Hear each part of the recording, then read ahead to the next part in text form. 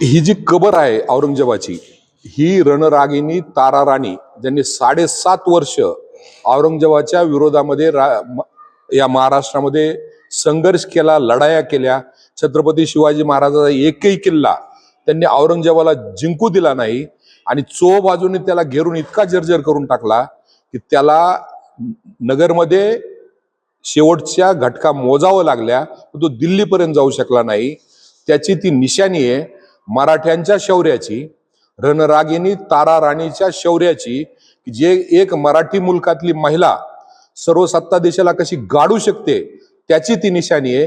आणि ही मराठ्याच्या शौर्याची निशाणी मिटवण्याचं काम हे सरकार यामधून करतंय, त्याला आमचा विरोध आहे. आणि जर सरकारला हे करायचंय तर राज्यातलं वातावरण न बिघडता, समाजामध्ये भांडणं न लावता माननीय मुख्यमंत्री आणि दोन्ही मुख्यमंत्र्यांनी स्वतः येऊन ती कबर उखडली पाहिजे.